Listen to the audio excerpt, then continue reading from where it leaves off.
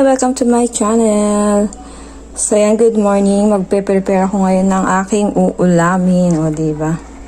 So meron ditong sardinas. Ito is sardinas nila. Gigisa ko lang siya dito sa ating talbos. So, laking tulong talaga ng tanim ko na talbos ng kamote. Kasi kapag wala akong maisip na ulam, ito, pupunta lang ako dyan sa may labas sa bakuran. May mga harvest na akong gulay. O, diba? Discard yarn. Tapos ito yung siling bigay ni ate na nilagay ko sa freezer. So tara, magluluto tayo. Swerte ko talaga kasi is nakakapagluto ako dito ng mga ganito. So ito yung mga ulam na namimiss ko talaga. Kasi bibihira ako itong matikman. Kasi nga diba full stay ako. Hindi naman ako nagdi-day off. So yan, tara tayo magluto. Ayan, welcome back. Welcome back to my cooking show, char. So magluluto lang ako ng umagahan ko. Naisip ko lang mag-sardinas ngayon.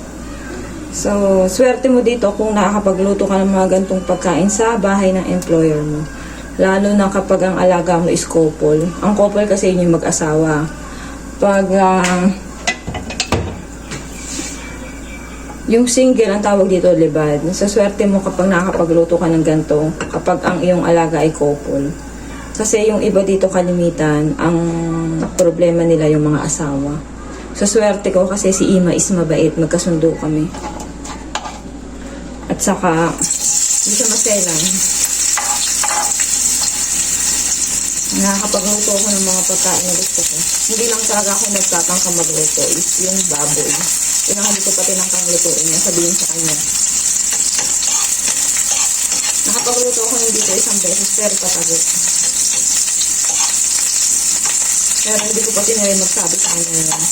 Bilis, hipon, okay lang. Ang sabi ko yan. Pero yung baboy, hindi ko pa nag-try. Kasi yun, bawal talaga yung dito. Kasi mga hudyo, bawal ang baboy.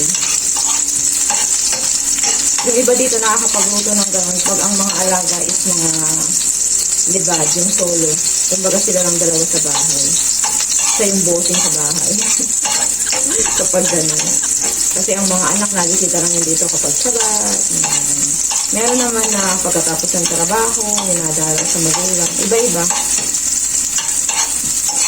Gagawin kwento na. Nagluto lang naman ako ng ito ng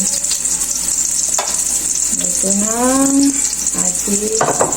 Bibira ako makatikim na ganito mga titilap. Kaya pag ako nagluluto nito ay talaga naman happy-happy ang ingay. Kasi bibira ako may makakain ng mga ganito.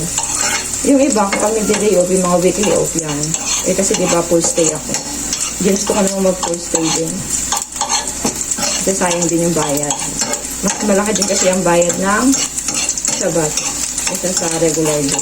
Kumbaga yun yung tawag ay rest day off dito.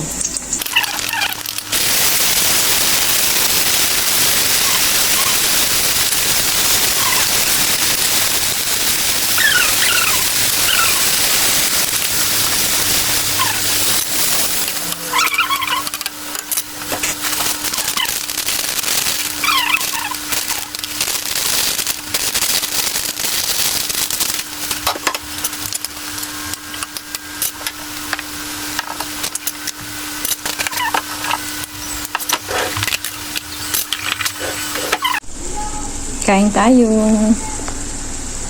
Okay. Good morning. Let's eat pansit. Okay, diba? Happy ang inday. Ang ulam ko'y sardinas na ginisa. O, diba? Yummy, yummy yan. Happy tummy. Kain tayo.